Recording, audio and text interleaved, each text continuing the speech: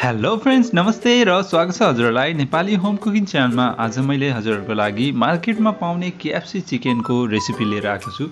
हजुरहरूले पनि मार्केटमा पाउने KFC घरमै बनाउन सक्नुहुनेछ। ल सुरु गरौँ है त हाम्रो यो KFC चिकनको रेसिपी।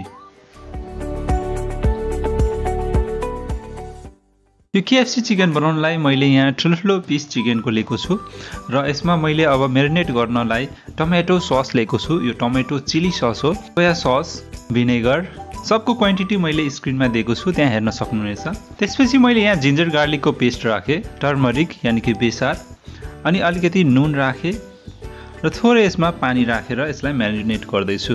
यसलाई राम्रोसँग म्यारिनेट गर्नु होला र म्यारिनेट गरिसकेपछि यसलाई अब हामीले छोपेर राख्नुपर्ने हुन्छ। यसलाई मैले 2 घण्टासम्म छोपेर राखेको छु।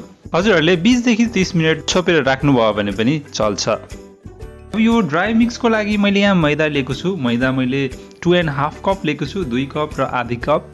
त्यसपछि मैले यहाँ कर्नफ्लोर लिएको छु। कर्नफ्लोर मैले ठुलो चम्चाले 4 चम्चा लिएको छु। त्यसपछि मैले ठुलो चम्चाले 1 चम्चा रातो खुर्सानी लिएको छु पाउडर। त्यसपछि मैले सानो चम्चाले 1 चम्चा मरिचको पाउडर लिएको छु। यहाँ मैले नुन लिए र त्यसपछि मैले यहाँ आधी चम्चा जति बेसार राखेर यो ड्राई मिक्स पाउडरलाई मिक्स गरेँ। हजुरहरूले यसमा थोरै बेकिङ पाउडर पनि राख्न सक्नुहुनेछ। अब त्यसपछि मैले यहाँ दही लिएको छु। हाफ कप दहीलाई मैले राम्रोसँग फेटेको छु र अब हामीले यसको बटर मिल्क बनाउनु पर्ने हुन्छ। यसको बाक्लो कन्सिस्टेन्सी बनाउनु पर्ने हुन्छ। त्यसैले गर्दा मैले यो आधा कप दहीमा आधा कप पानी युज गरेको छु। हाम्रो अब यो गाढा बटर मिल्क पनि रेडी भइसकेको छ बनेर। हामीले यो दहीलाई पनि स्किप गर्न सक्छौँ र यसको सट्टा हामीले अन्डा पनि युज गर्न सक्छौँ। त्यसको लागि म अब अर्को रेसिपीमा देखाउने छु। अब मैले यहाँ म्यारिनेट गरिसकेको यो चिकनलाई लिँदैछु। यो चिकन पिस लिने र त्यसपछि यो बटर मिल्कमा डिप गर्ने। मेरो यहाँ अलिक भाँडा सानो भएर मैले यहाँ राम्रोसँग डिप गर्न पाइरहेको छुइनँ। हजुरहरूले अलिकति ठुलो भाँडा लिन सक्नुहुनेछ।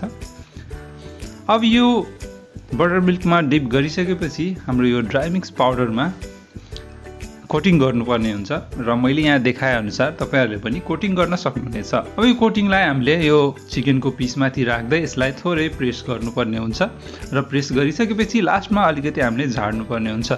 र हेर्नुहोस् त हाम्रो यो राम्रोसँग कोटिङ भइसकेको छ। मैले यसै गरी सबै चिकनको पिसेसहरू कोटिङ गरिसकेको छु।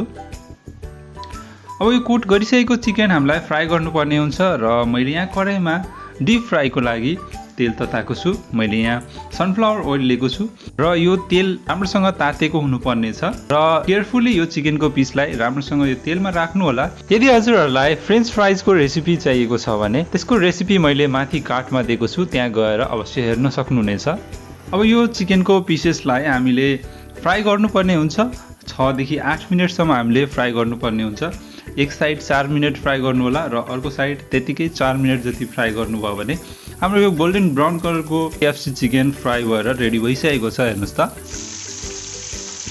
अब मैले सबै यो क्रिस्पी फ्राइड चिकनलाई एउटा प्लेटमा निकालेको छु। यदि हजुरहरूलाई अरू कुनै रेसिपी चाहिएको छ भने तल कमेन्टमा कमेन्ट गर्नु होला र म त्यो रेसिपी चाँडै नै तपाईँहरूको सामु लिएर आउनेछु। यो रेसिपी पनि मैले कमेन्टबाट पिक गरेको। हजुरहरू मध्येबाट एकजनाले कमेन्ट गर्नुभएको थियो KFC चिकनको रेसिपी ल्याउनु भनेर। हेर्नुहोस् त हाम्रो यो चिकन लेग पिस कति मजाले फ्राई भएर बनेको छ। तपाईँहरूले पनि यस्तै क्रिस्पी चिकन घरमै सजिलोसँग बनाउन सक्नुहुनेछ र तपाईँहरूलाई अब मार्केटमा KFC कुदिराख्नु पर्दैन। र यदि हजुरहरूलाई यो रेसिपी भिडियो राम्रो लागेको छ भने यो भिडियोलाई लाइक र सेयर गरिदिनु होला र मेरो च्यानललाई सब्सक्राइब गर्नुभएको छैन भने तल गएर रातो बटनलाई प्रेस गरेर मेरो च्यानललाई सब्सक्राइब पनि गरिदिनु होला। यदि हजुरहरूले मेरो भिडियो यहाँसम्म हेरिराख्नु भएको छ भने तल गएर मेरो भिडियोलाई लाइक गरिदिनु होला र फेरि भेटौँला अर्को भिडियोमा। त्यतिन्जेलसम्मको लागि बाई बाई।